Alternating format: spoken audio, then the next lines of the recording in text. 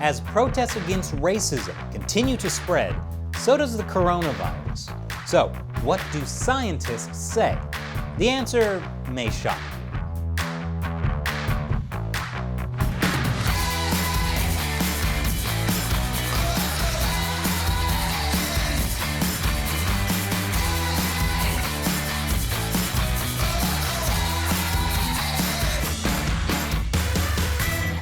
Welcome back to America Uncovered. I'm Chris Chappell. After the death of George Floyd 2 weeks ago, protests have continued across the country, from Washington to the other Washington.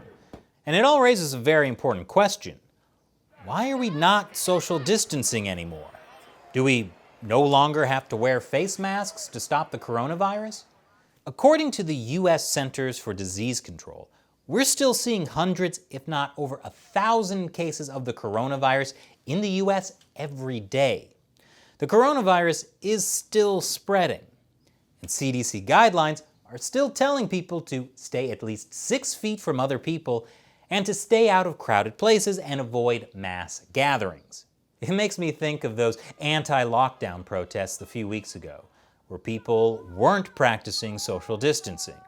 State governors called people out for it. It looks a lot like a political rally out there as opposed to something that really is about the substance of the stay-home order and why it's important that we take this aggressive stance with COVID-19. And the media were all like, these anti-lockdown protests are a risk to your health. But now, there are even bigger protests. And the same media are all like, we all support these protests. So how did America go from protests during coronavirus are dangerous to protests during coronavirus are fine? You might think this is hypocritical. The coronavirus doesn't care about people's politics. But you'd be wrong. It does care about people's politics. Scientists are now saying the coronavirus is not much to worry about as long as you're protesting against systemic racism. That's not a joke. That's what scientists are actually telling us now. This open letter was published in the first week of June. It was signed by more than 1,200 people, including prominent scientists, infectious disease professionals, and university professors.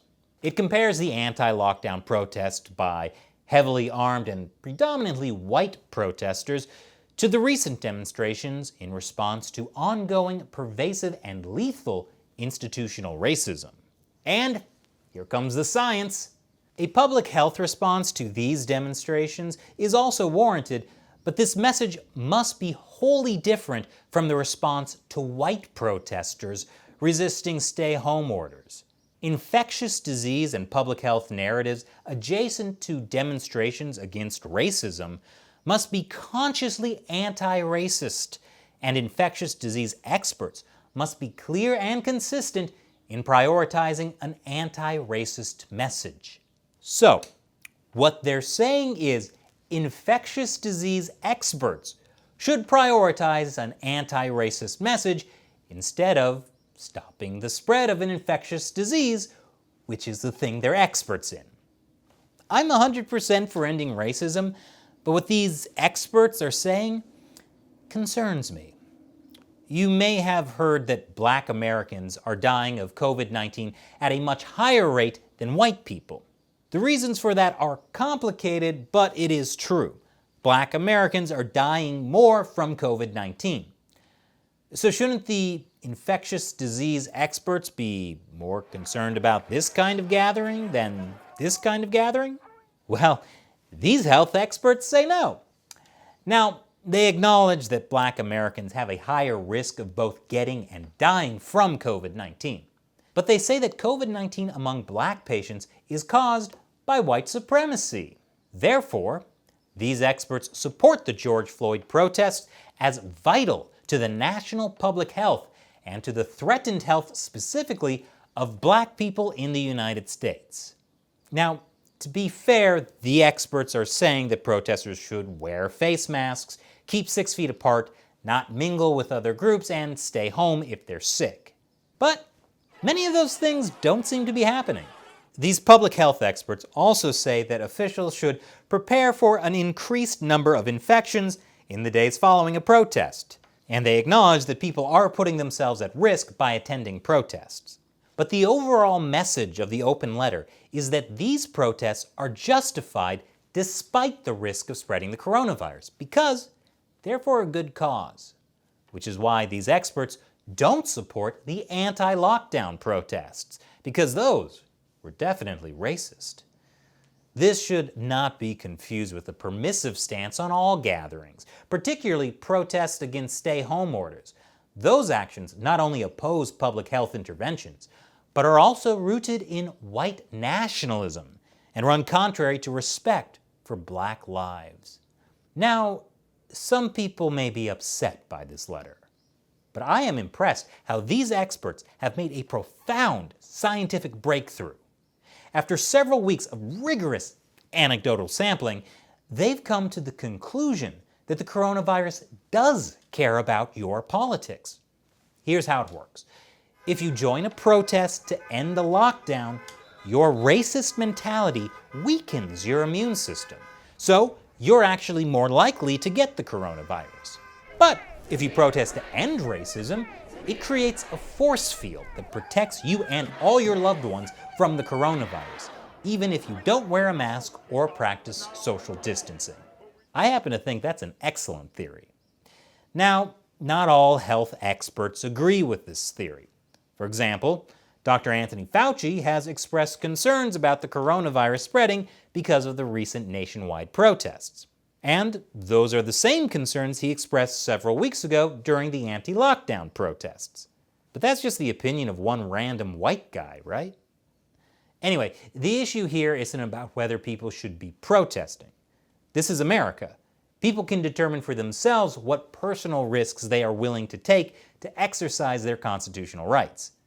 The issue is whether health experts, people who are scientists, should allow their personal political beliefs to influence the health advice they give to the public.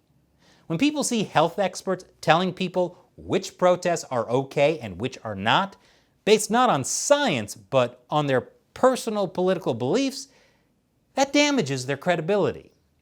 Now, we expect politicians to change their stance based on politics, which is why it's no surprise that Gretchen Whitmer, the governor of Michigan and a Democrat, who criticized the anti-lockdown protests, marched with the George Floyd protesters. But when people protest stay-at-home orders because they want to go back to work, and then public health experts call them white nationalists, do you think those people will ever listen to public health experts again? Politicization of science is dangerous, and we've already seen that with the coronavirus after the World Health Organization lost credibility for becoming China's coronavirus accomplice, and then lost even more credibility when it came out how China was withholding data from them the whole time. Now, people don't really trust the WHO anymore. So, what if the protests cause another coronavirus spike? It's unlikely that government officials and public health experts will be able to impose another lockdown, because the protests have made it clear that social distancing is over. Now, on the other hand, maybe it will turn out that these large group gatherings are not that dangerous after all. Like if the coronavirus doesn't spread as easily outdoors, even when large groups of people are close together and yelling. Or maybe it was never that dangerous to begin with. But if that's the case, there would be no reason to criticize Trump for wanting to restart MAGA rallies this month despite the coronavirus. But remember, as the head of the New York City Council Health Committee tweeted, if there is a spike in coronavirus cases in the next 2 weeks, don't blame the protesters, blame racism. So what do you think? Leave your comments below.